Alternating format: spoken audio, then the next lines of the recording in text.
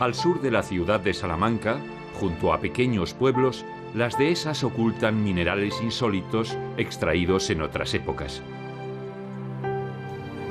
Aquí hay chelita, que esconde un mineral de extraño nombre y mucha dureza, el tungsteno. El tungsteno, llamado también wolframio, se utilizó a principios del siglo XX para los filamentos de las bombillas, que soportan 3000 grados de temperatura sin fundirse. Abandonadas como las viejas lámparas de hace 100 años, estas minas son ahora heridas abiertas en la tierra y desolados barracones arruinados por la intemperie.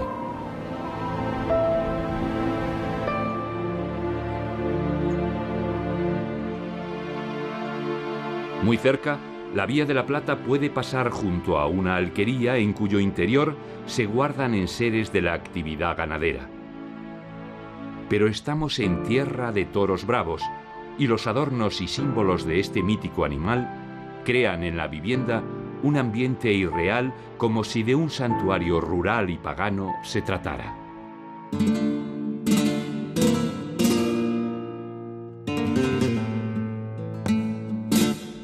Viendo los toros en el campo, se entiende que muchas culturas mediterráneas primitivas adoraran a estos animales y los igualaran a sus dioses.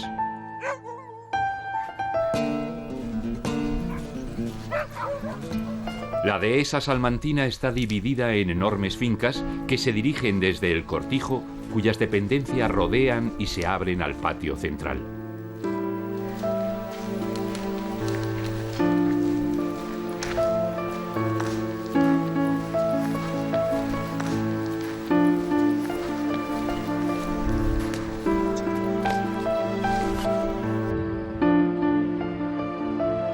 El toro primitivo desciende del uro salvaje, que habitaba en el centro de Europa. Con el tiempo, el uro se transforma en la península ibérica en el toro bravo domado para el espectáculo de las corridas de toros. Los toros son cuidados como si fueran deportistas. Deben moverse y correr. Se les echa pienso lejos de donde se encuentran para que se muevan a diario. Aunque hunda sus raíces en tiempos legendarios, no es este un mundo arcaico. Juan Ignacio Pérez Tabernero es un conocido ganadero. Mis satisfacciones comienzan desde que las vacas empiezan a parir, el seguimiento de todos los becerros, de los serales, de los utreros, hasta que culmina con la lidia del toro. Y ahí ya viene la satisfacción importante cuando la suerte nos acompaña y tienes un toro que es bravo y que da un éxito tremendo a la ganadería. Esos de verdad son los momentos que no te cambias por nadie. Pero evidentemente también esta profesión tiene una serie de contratiempos y de disgustos. Y es cuando ves que tu trabajo no te da los resultados, digamos, esperados, que tienes fracasos, y cuando viene un fracaso detrás de otro, pues lo que hay que procurar es no desmoralizarse y seguir adelante, porque esta es una profesión para no tener memoria y ser siempre positivo y siempre con la esperanza de que la siguiente sea la mejor.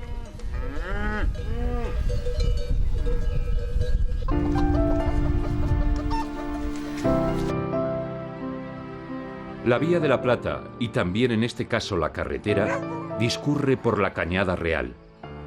Estas vías ganaderas fueron trazadas por los pastores trashumantes en época prerromana y reguladas en la Edad Media.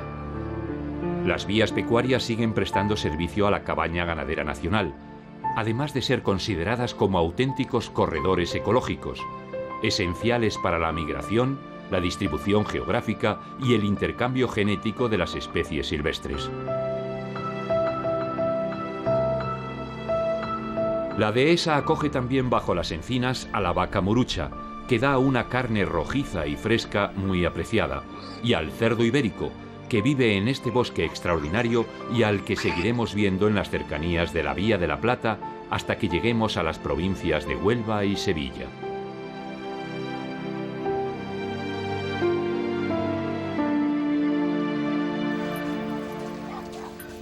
En las cercanías de Pedrosillo de los Aires, junto a una casa de campo que pertenece a Jesús Gallego, hay 2 miliarios de la calzada romana.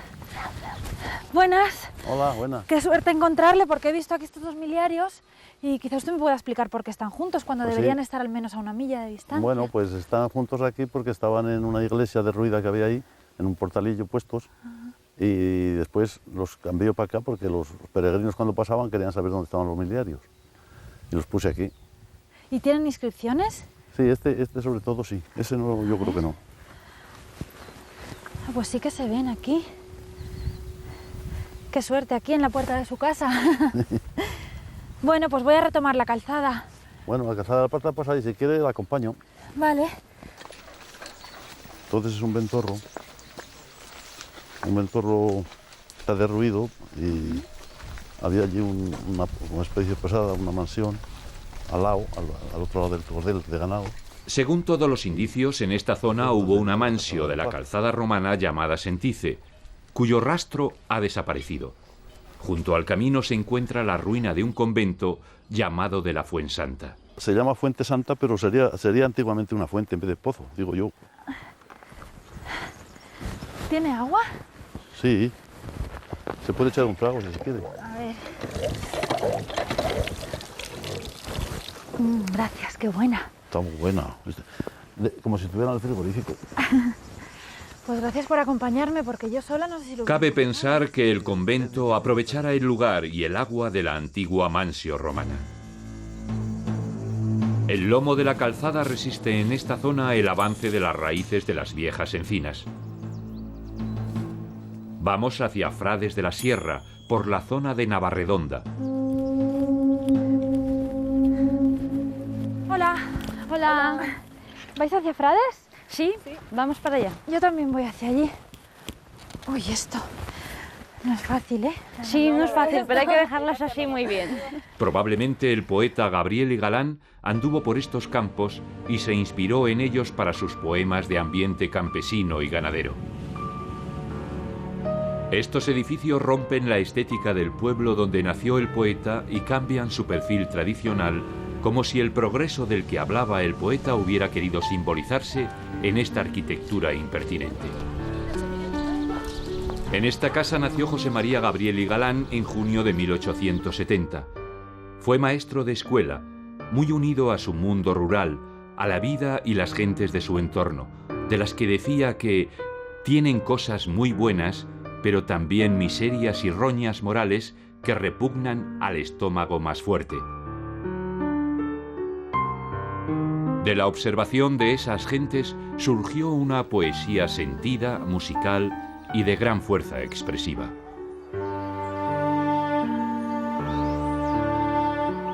En otro momento, quizás a la vista de burros peor tratados que estos, escribió: «Es muy dura la caminada para un asnillo que apenas anda».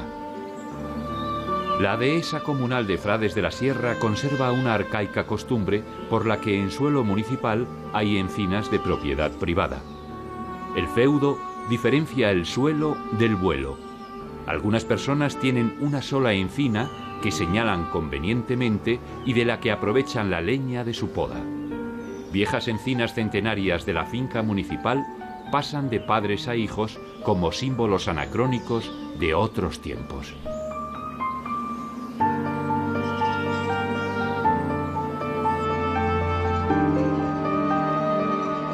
La Cañada Real vuelve a hacerse evidente con sus 90 varas castellanas de anchura, correspondientes a unos 75 metros. La vía sigue a sus anchas por la espaciosa senda ganadera, camino de Fuenterroble de Salvatierra.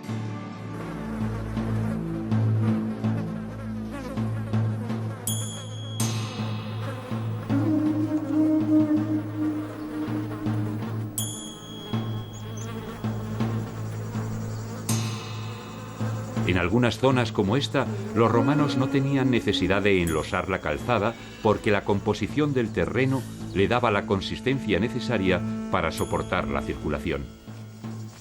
El camino estaba alomado para que no se formaran charcos y los cuidadores procuraban que no tuviera grietas por donde el agua pudiera filtrarse.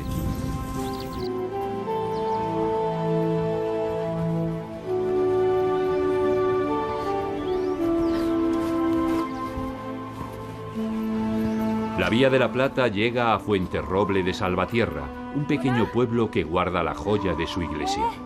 Es necesario buscar al párroco, Blas Rodríguez, un hombre hospitalario que ha convertido su casa en albergue de puertas abiertas para los viajeros que utilizan la ruta como Camino de Santiago. Ay, pues vamos. Abrígate un poquito que este tiempo es recio, ¿eh?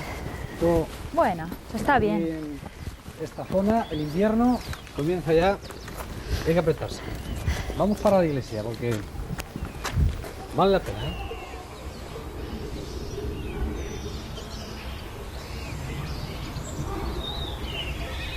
Como puedes ver, es un pueblo pequeñito, de unos 300 habitantes, y la mayor Está parte de bien. la población pues es gente joven. Además es un pueblo que tiene futuro, por la sencilla razón de que hay muchos niños y hay trabajo. Hay trabajo para que los jóvenes se puedan asentar en este lugar como un sitio propicio para ganarse la vida con dignidad. Esta calle fue un ramal, y es un ramal de la antigua calzada romana, de la Vía de la Plata, que llegaba justamente hasta la iglesia. Y como puedes ver, la compone una gran torre fortaleza, y esa torre fortaleza fue una torre defensiva en la época de la Reconquista del Reino de León. Esta es la frontera del Reino de León.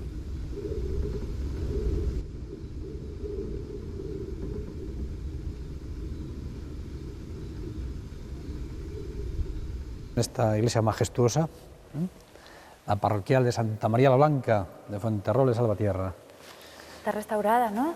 Sí, Muy bien. sí, la hemos restaurado hace 6 años con el apoyo de la Junta de Castilla y León y seguimos en ello porque todavía quedan muchas cosas que reponer, como son los retablos y como es todo el mobiliario. Había retablos aquí, pues está bonita la piedra limpia, sí, ¿eh?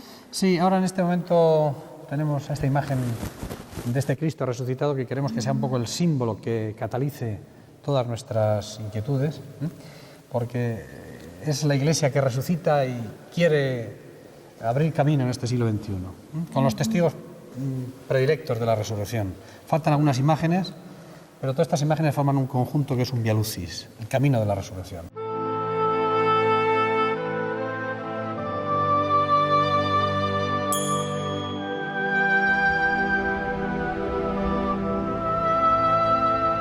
Por un ramal de la Vía de la Plata buscamos canteras que los romanos debieron poner en explotación para sus obras civiles. Acabada la conquista, necesitaron construir calzadas y edificios, mansiones y templos. Por aquí encontraron granito y mármol. El Pico Monreal, en el término municipal de Casafranca, con sus 1084 metros de altura, es la máxima elevación de esta zona intermedia entre el Campo Charro y la Sierra de Francia. La montaña esconde un filón de mármol que antes fue banco de coral de un mar impensable. Hace 600 millones de años, estas tierras estaban cubiertas por un mar cálido en el que se formaron arrecifes de corales primitivos cuyos esqueletos se han transformado en este mármol.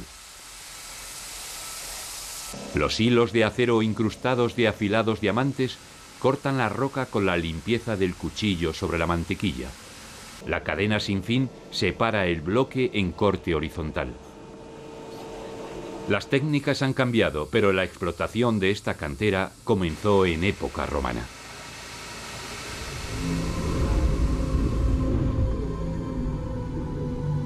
La cercanía de la Sierra de Béjar se advierte por los bosques de castaños que comienzan a aproximarse a la Vía de la Plata. En este monte del pueblo de los Santos puede apreciarse la longevidad y el porte de estos ejemplares extraordinarios. El castaño es un árbol noble que proporciona frutos, madera y sombra.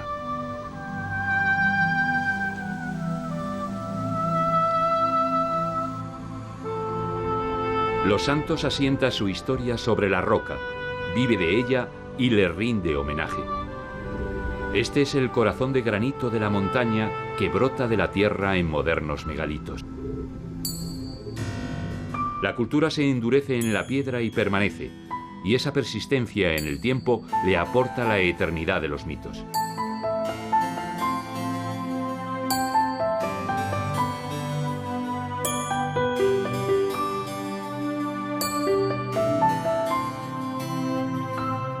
Este moderno conjunto de monumentos megalíticos de belleza sobrecogedora evoca toda la fuerza de los hombres cuando disputaban a los dioses los poderes de la naturaleza.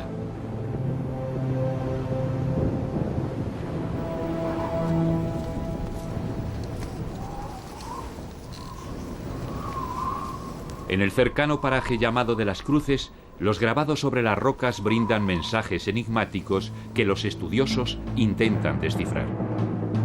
El paraje ha llegado hasta nosotros con los mismos atributos y su uso continuado por las gentes hace pensar que en tiempos en que los diosecillos andaban imitando a los hombres, venían a sitios como este en sus días de fiesta. Un ramal muy cuidado de la Vía de la Plata llegaba a este lugar en el que el agua ha ido labrando la piedra en caprichosas formas que los antiguos interpretaron como dignas de un lugar sagrado en el que relacionarse con las deidades de los bosques.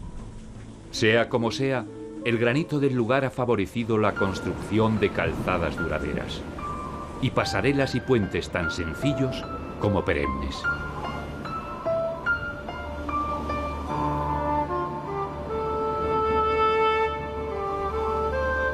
Pero es preciso recuperar el camino y continuar el viaje. Ahí está, entre manchas de árboles y praderas de pasto. Varios pueblos en la Vía de la Plata reciben el nombre de Calzada. Este es uno de ellos, Calzada de Béjar. Después de la caminata, el agua es providencial para el viajero, incluso antes de buscar posada.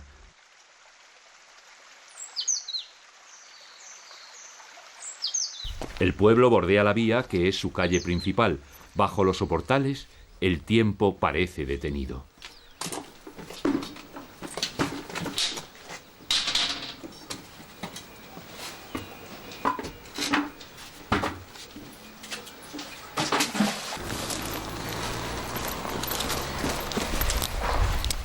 ¿Te importa que le haga una foto? No, todas las que usted quiera.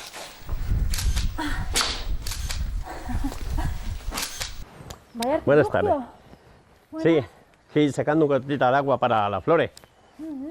Son muy bonitas. el agua? Sí, es potable. Antiguamente se bebía toda, cuando la Ruta de la Plata, los romanos, todo eso pues se bebía, se consumía el agua, era potable. Pero ahora ya. Ahora ya no, porque tenemos el agua en casa y ya pues no la usamos. ¿Por aquí se va el fortín? Sí, a la izquierda, desde ahí más adelante se ve. Desde aquí mismo. Ah, Antonio, sí, se lo agradezco. sí.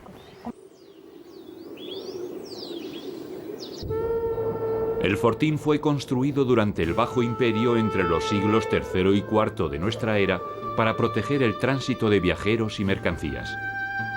La pequeña guarnición legionaria que ocupaba este cuartelillo protegía la cercana población y buena parte del camino. Desde la calzada principal partía un ramal hacia Béjar, un castro betón, luego romanizado, que con la Reconquista se convirtió en cabeza de un extenso territorio. La ciudad musulmana era inexpugnable y obligó a los cristianos a utilizar un ardid para apoderarse de ella durante la Reconquista. Los atacantes cubrieron durante la noche sus cuerpos con musgo y esperaron camuflados así a que los centinelas abrieran las puertas por la mañana. Por una de ellas, conocida desde entonces como la Puerta de la Traición, penetraron y conquistaron la ciudad. Este tipo de hazañas suele vincularse con algún personaje sagrado del lugar y eso les da carácter religioso. En este caso, aunque la tradición dice que fue Santa Marina quien inspiró a aquellos hombres ese hecho extraordinario, desde el siglo XIV la celebración se asoció al Día del Corpus.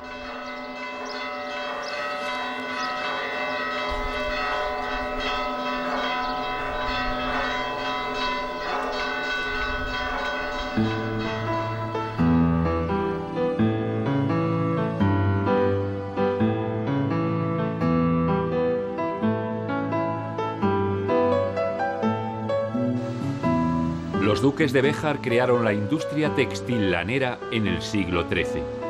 La excelente lana merina de sus grandes rebaños de ovejas se hacía más sedosa y fina tras ser lavada en las aguas del río Cuerpo de Hombre y trabajada bajo el microclima de la zona.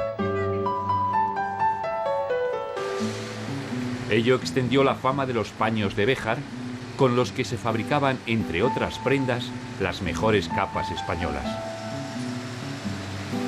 La producción de paño se hacía en cientos de pequeños talleres artesanos hasta que en el siglo XVIII se asentaron en la ciudad comerciantes flamencos que, con el impulso de la Casa Ducal, crearon una potente industria textil.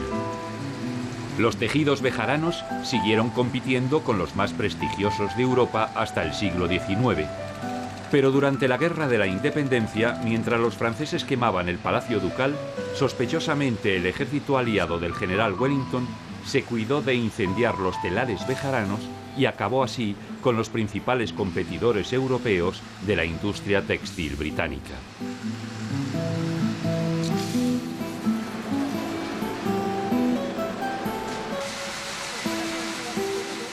La oveja merina traída a España por los benimerines del norte de África mejoró y se desarrolló durante siglos en España.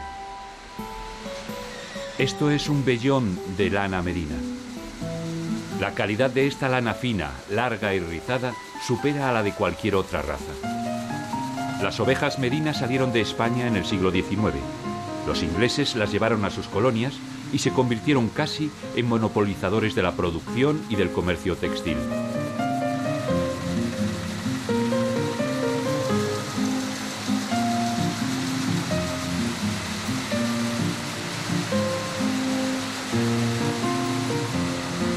Béjar sigue siendo el primer centro textil del oeste de España, aunque en sucesivas crisis ha perdido muchas e importantes industrias.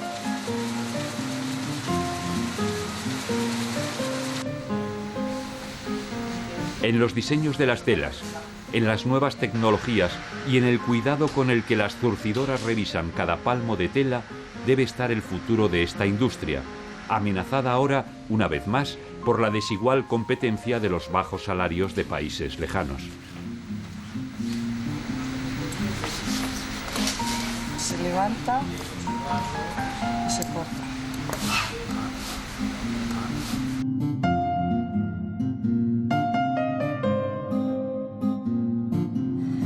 Este es el Palacio de los Duques de Béjar. Desde el exterior parece una fortaleza con esos torreones cilíndricos de los extremos, pero en los detalles arquitectónicos del patio y la monumental escalera se ve que se trata de una residencia renacentista.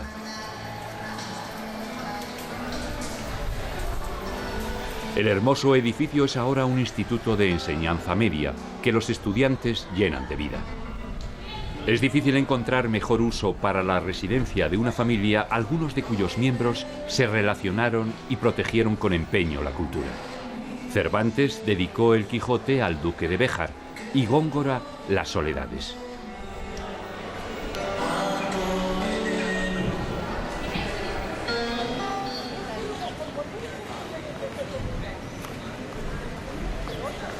La Plaza Mayor de Béjar es alargada, con soportales en dos de sus lados y casas blasonadas.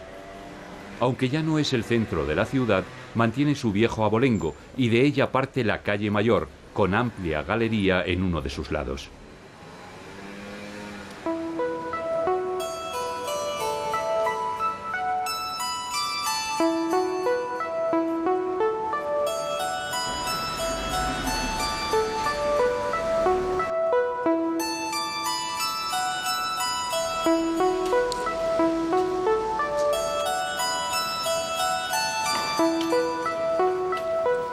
La porticada acera conduce al Museo de Mateo Hernández, un escultor autodidacta que se aficionó a las formas pétreas en el taller de cantero de su padre.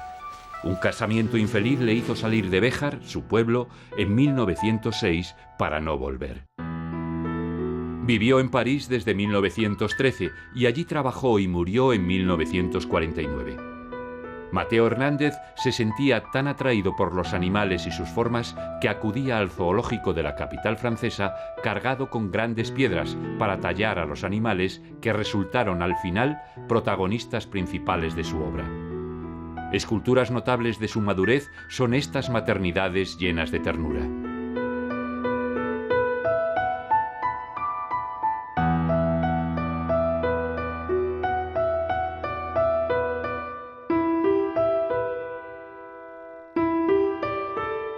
Su hermosa fauna pétrea es variada. Delicadas ciervas, gamos acostados y garcelas dormidas, sus animales siempre están en reposo o en marcha lenta y majestuosa.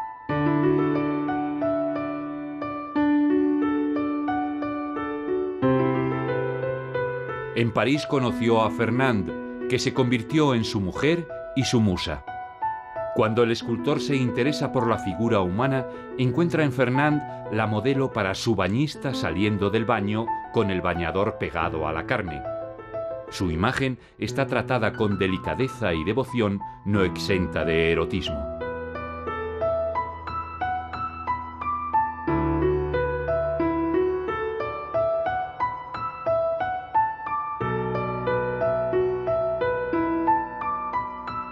Todos los animales son magníficos, pero resultan impresionantes los perros lobos y pastores alemanes.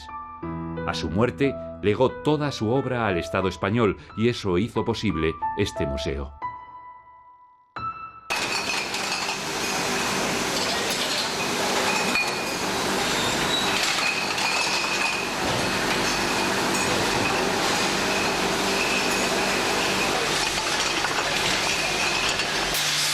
Entre visita y visita, una sencilla gaseosa resulta un refresco estimulante. Hace pocos años cada pueblo tenía su pequeña fábrica. Todas fueron desapareciendo poco a poco, engullidas por la globalización multinacional y la marca única. Tomar este refresco aquí es un homenaje a la supervivencia.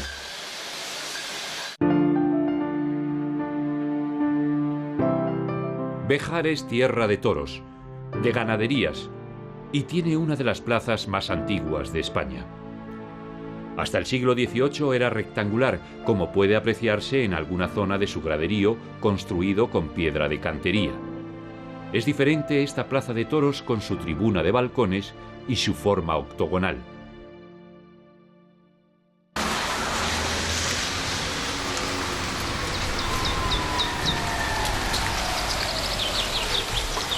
Hola, ¿me acercas a Candelario? Sí, voy aquí. Ay, gracias. Menos mal. Vale, necesito aquí detrás, ¿vale?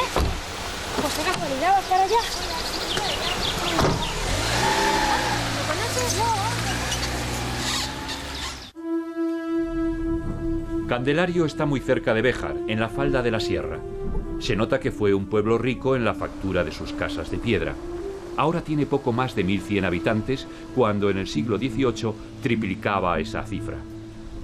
Por entonces era un lugar de mucha actividad ganadera y chacinera. Llegó a tener 103 fábricas de embutidos.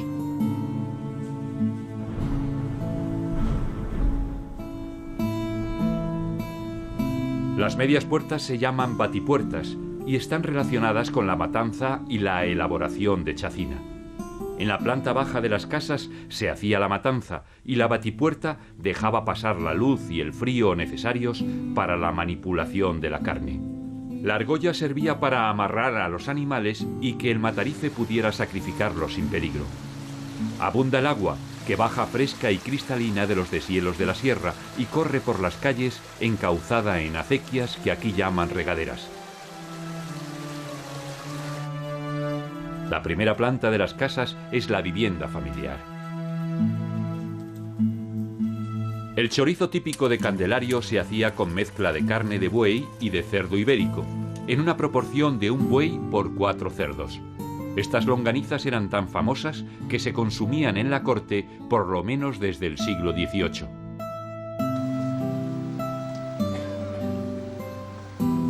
Las ventanas de la última planta de las casas permitían regular los vientos que curaban la matanza. Todas las casas tienen un gran desván, aunque ya no están llenos de jamones y chorizos. Solo queda una industria chacinera en Candelario, la de Juan García, que cura aún los jamones como se hacía en este pueblo cuando era un emporio.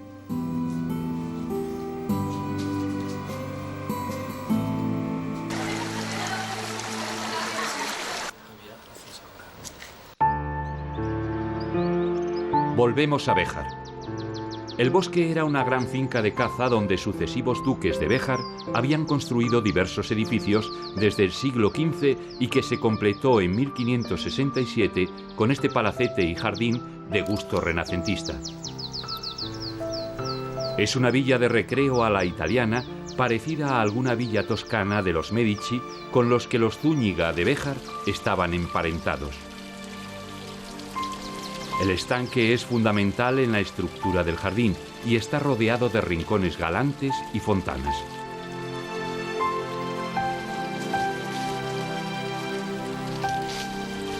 El jardín está formado por distintas terrazas que aprovechan el agua del estanque. El primitivo trazado geométrico ha sufrido aquí diversas transformaciones. Se ha hecho más sinuoso y abigarrado, pero quedan muchos vestigios decorativos de época renacentista. Parece que los valores históricos, artísticos y botánicos del bosque serán preservados por el Ayuntamiento de Béjar, su actual propietario. El jardín es desde mediados del siglo pasado bien de interés cultural, pero requiere cuidados constantes porque nada hay tan frágil ante el solo paso del tiempo como un jardín. Plata finaliza su trabajo y ha quedado en este magnífico lugar con quien debe sustituirla en las próximas etapas por Extremadura y Andalucía.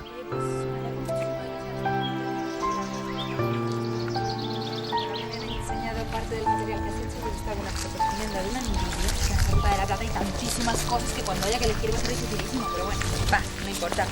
Lo que sí voy a necesitar es que mires todos los datos y contactos que hayas hecho para poder terminar la ruta. ¿Tú cuándo pensabas irte? Esta misma noche. Pues si te parece quedamos para cenar y te lo paso todo.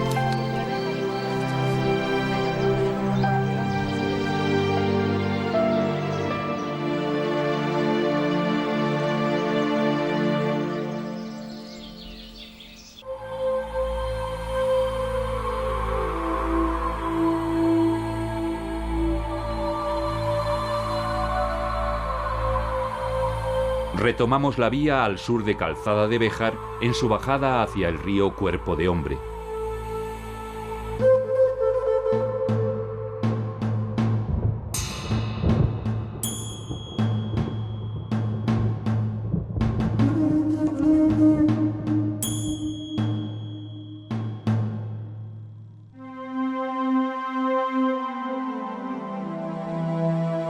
En el lugar que hoy ocupa esta finca, junto al puente de la Malena, bien pudo estar la Mansio Caeliónico. Quedan restos evidentes del pavimento y otras piedras de la calzada. El miliario está muy cerca del puente de la Malena, que salva el río y marca el inicio de la ascensión al puerto.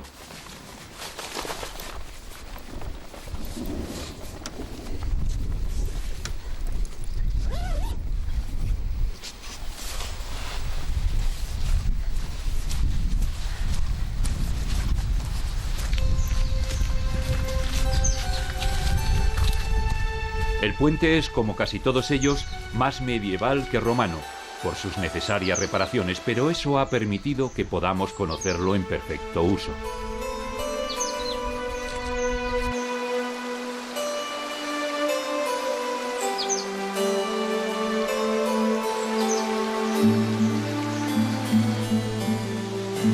Los romanos construyeron sus calzadas con fines militares y políticos. Se trataba de llegar pronto a los conflictos y mantener el control de los territorios conquistados. La red fue creciendo al tiempo que el imperio se consolidaba y entonces adquirió una gran importancia económica porque facilitaba el comercio y las comunicaciones entre las ciudades y las provincias.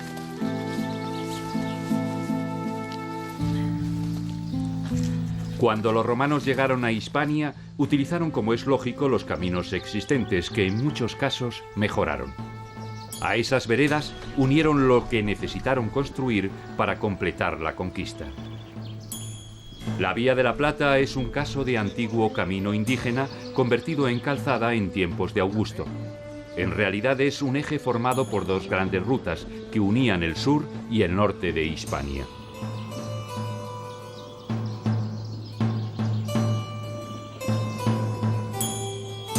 El camino es bien conocido y algunos tramos, como este del puerto de Béjar, está bien conservado y permite conocer todos los elementos que convertían una vereda en una gran vía de comunicación. Las calzadas romanas se utilizaron en España hasta el siglo XIX, en que comenzaron a ser sustituidas por la red de carreteras, que en muchos casos transcurrían sobre o junto a la vieja calzada.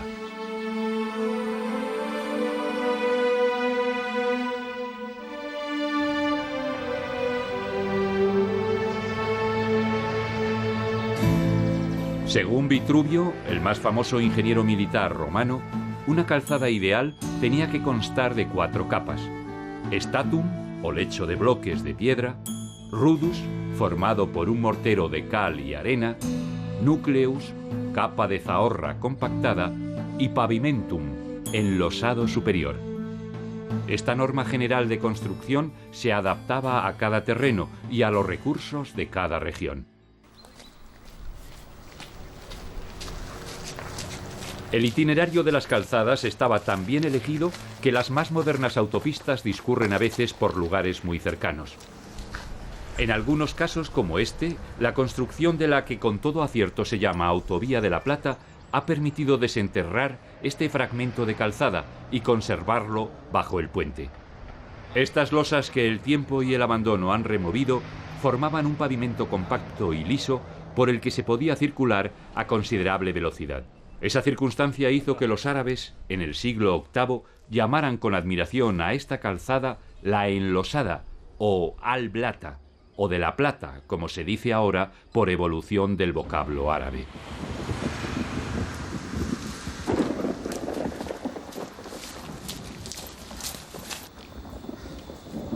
Junto a este lugar del puerto de Béjar, ya casi a la vista de Extremadura, un aristócrata extremeño, el conde de Tres Palacios, hizo construir un jardín a finales del siglo XIX, que es un bello ejemplo de jardín romántico, al tiempo que un notable vergel botánico. El jardín fue diseñado para el disfrute de los sentidos y de la inteligencia por el paisajista valenciano Tomás Beirant, en medio de los frondosos castañares y robledos de la Sierra de Béjar.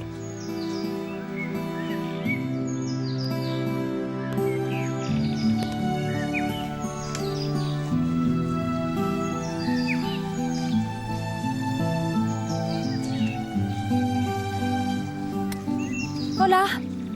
Hola, ¿qué tal? Muy bien, estaba buscando alojamiento, ¿me puedes ayudar? Sí, claro, cómo no. Tenemos aquí alojamiento de turismo rural. Ah, pues perfecto. Qué bonito el jardín. Sí, luego nos damos un paseo. Uy, claro, me encantaría. El conjunto es de una singular belleza. La naturaleza adornada por la fuente, la escultura de unos niños jugando y el miliario milenario. Magníficos y raros ejemplares conviven en una hermosa asociación botánica. El laurel común con la araucaria que viene de los Andes, donde le llaman cola de macaco. El arce real es europeo, pero no tan oriental como el tilo plateado, abundante en los Balcanes y Anatolia. Esto es un arce negundo o americano, por su origen, y este un arce real.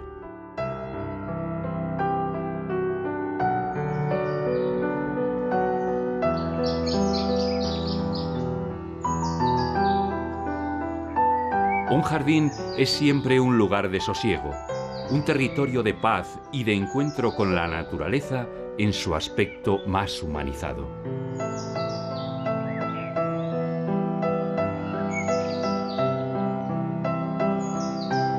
Esta es una joven secuoya de poco más de 100 años que podrá vivir otros 900.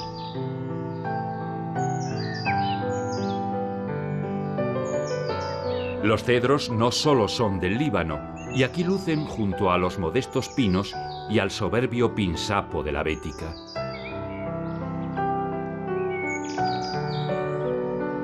La literatura y las artes han convertido en un convencionalismo que este conjunto de espacios umbríos, este controlado desorden vegetal, la combinación de luces y sombras, las hojas muertas, la pátina de musgos sobre las piedras, todo eso produce en el ánimo emociones románticas.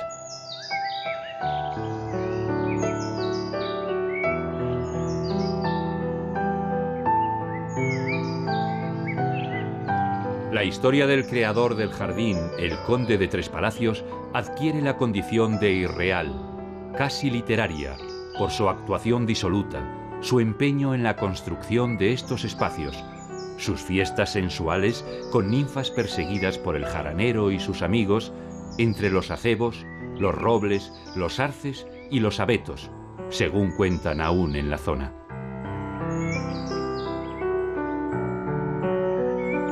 También hay un final novelesco. El conde es un jugador que se arruina en la ruleta. Precisado a vender el jardín, no quiso hacerlo a los madereros de la región, que lo habrían convertido en tablones y dinero, y se lo ofreció a un amigo que, aunque pagó menos que los negociantes, lo conservó.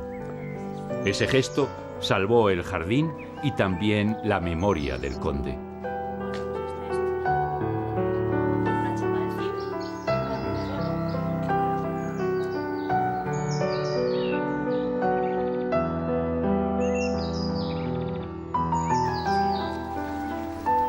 Esos son abejas.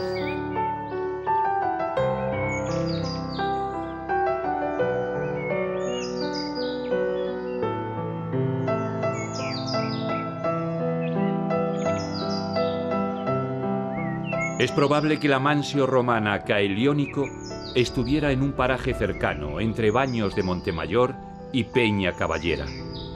Quizás en un castro que se encuentra a 921 metros de altura o cerca de una antigua posada de la Vía de la Plata, aún abierta como casa de comidas, llamada Casa Adriano.